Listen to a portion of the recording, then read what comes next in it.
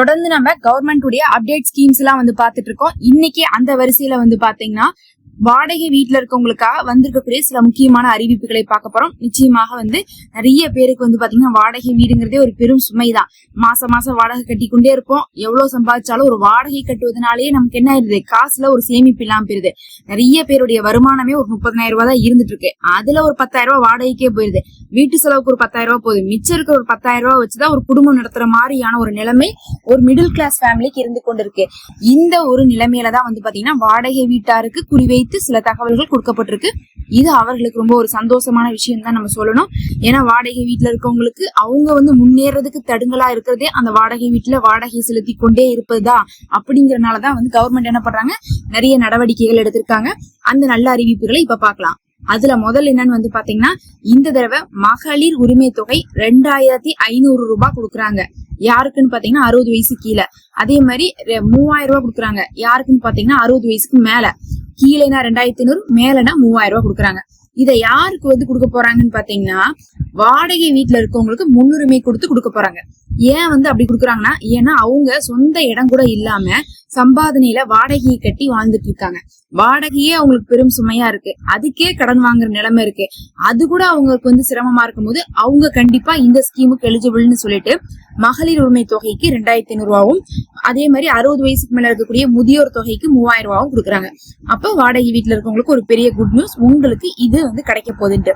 இல்லையே நான் இதுக்கு முன்னாடி தான் வாங்கிட்டு இருக்கேன் அப்படின்னு சொன்னா, இதுக்கு முன்னாடி வாங்கிட்டு இருக்கவங்களுடைய லிஸ்ட் எல்லாம் என்ன பண்ணிட்டு இருக்காங்க, மறுபரிசீலனை பண்ணிட்டு இருக்காங்க.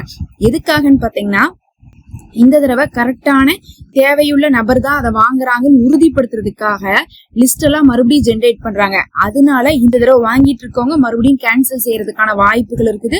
அவங்களை ரிஜெக்ட் பண்றதுக்கான வாய்ப்புகள் இருக்கு. இல்லாதவங்களை ஆட் பண்றதுக்கான வாய்ப்பு இருக்கு. நிறைய பேர் சொல்றாங்க, நாங்க வாடகை வீட்டுலதான் சிஸ்டர் இருக்கோம், ஆனாலும் எங்களுக்கு பாத்தீங்கன்னா மகளிர் உரிமை தொகையே கிடைக்கலன்னு வருத்தப்பட்டாங்க. கவலைப்படாதீங்க. இந்த தடவை யாரெல்லாம் போன தடவை ஏமாத்தி வாங்கினாங்களோ, சிலர்லாம் பாத்தீங்கன்னா கார் வச்சிருக்காங்க, வீடு வச்சிருக்காங்க, நல்ல வசதி இருக்கு, அவங்களுக்கு மாசம் மாசம் மகளிர் உரிமை தொகை போயிட்டு இருந்துச்சு. அப்படி இருக்கிறவங்க எல்லாம் கண்டுபிடிச்சு ரிமூவ் பண்ணி போட்டு அவசியமானவங்களை என்ன பண்ண போறாங்க, டார்கெட் பண்ணி அவங்களுக்கு கொடுக்க போறாங்க. அதனால இதுவரையும் வாங்கிட்டு இருந்தாலும் சரி, இந்த தடவை நம்ம வாங்குறதுக்குமே இதெல்லாம் செக் பண்ண போறாங்க. அதுல வாடகை வீட்டுல இருக்கவங்க பயப்பட தேவையில்ல. நீங்க போன தடவை வாங்கிட்டு இருந்தாலும் உங்களுக்கு இந்த தடவை கிடைக்கும். இதுவரையும் வாங்காதவங்களுக்கு இந்த தடவை என்ன பண்ணுவாங்க, புதுசா கொடுக்க போறாங்க அப்படிங்கிற ஒரு பெரிய நல்ல செய்தியை சொல்லியிருக்காங்க. அடுத்து ரெண்டாவதா பாத்தீங்கன்னா, இந்த வாடகை வீட்டுல இருக்கவங்களுக்கு சொந்த வீட்டையும் என்ன பண்ண போறாங்க, அதையும் சொல்லியிருந்தாங்க. விஜய் அவர்கள் அங்க அந்த மகளிர் தினத்தின் போது சில விஷயங்களை சொல்லும் போது என்ன சொன்னாங்கன்னா, நம்ம வாடகை வீட்டுல இருக்கவங்களுக்கு எல்லாம் சொந்த வீட்டை கூட ஏற்படுத்துற அளவுக்கான வாழ்வாதாரத்தை உயர்த்துவோம் அப்படின்னு சொல்லியிருந்தாங்க.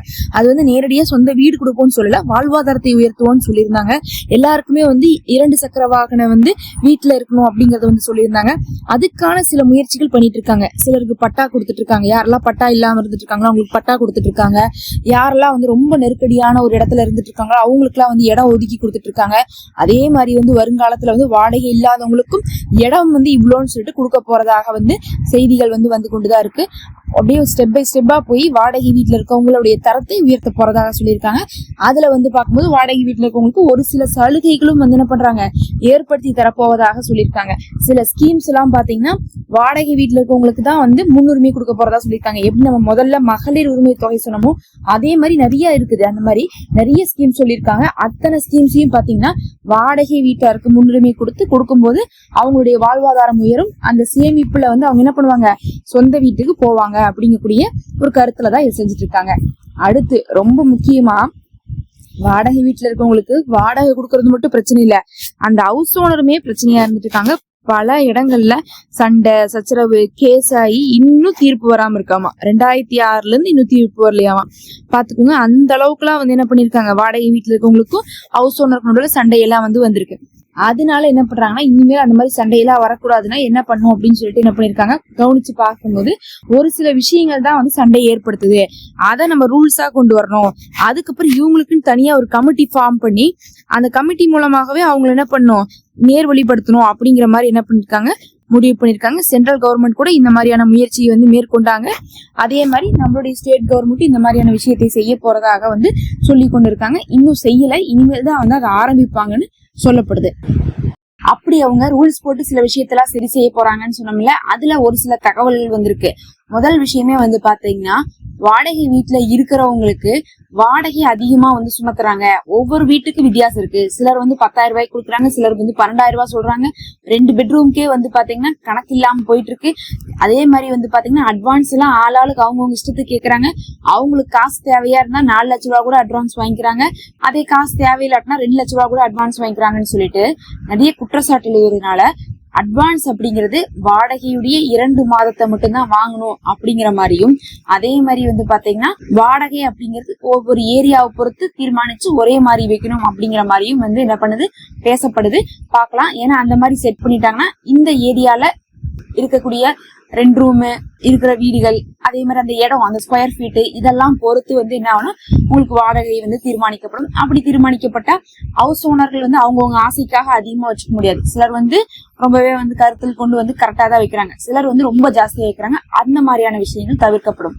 அதே மாதிரி ரொம்ப முக்கியமாக நிறைய ரூல்ஸ் போடுறாங்களாமா வாடகை வீட்டுக்கு வர்றவங்கள. அதுவும் ரொம்ப ஸ்ட்ரிக்டா வந்து கண்காணிச்சுட்டே இருக்காங்களாமா. வீட்டுக்குள்ள கேட்காமலாம் உள்ள வந்துடுறாங்களாமா. சும்மா எப்ப பார்த்தாலும் அவங்களுடைய மத சடங்குகளை கூட வந்து என்ன பண்றாங்க செய்ய சொல்றாங்களாமா. நாங்க இந்த நாள்ல என்ன பண்ணுவோம், இப்படி வச்சுப்போம், அந்த நாள்ல அதை செய்வோம்னு சொல்லிட்டு அதை வச்சுட்டு வந்து நான்வெஜ் செய்யக்கூடாது, அது பண்ணக்கூடாது, இது பண்ணக்கூடாது, நிறைய ரூல்ஸ் போட்டு அதுல வேற பாதி இடத்துல பிரச்சனையா இருக்கு. அதனால இப்ப என்ன சொல்லிருக்காங்கன்னா, நீங்க வாடகைக்கு ஒருத்தவங்களை வைக்கிறீங்கன்னா அவங்க வந்து உங்களுக்கு வாடகை கொடுத்துட்டு தான் இருக்கிறாங்கிறனால அது அவங்களுடைய வீடு, அவங்க காலி பண்ணிட்டு போற வரையும் நீங்க எந்த டிஸ்டர்பும் பண்ணக்கூடாது அப்படிங்கிற மாதிரியும் சொல்லியிருக்காங்க.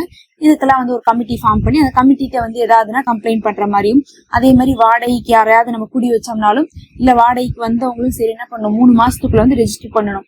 ஃபர்ஸ்ட் வாடகைக்கு வந்தவங்க ஆதார்ல அட்ரஸ மாத்தி நான் இங்கதான் இருக்கிறேன்னு சொல்லணும்.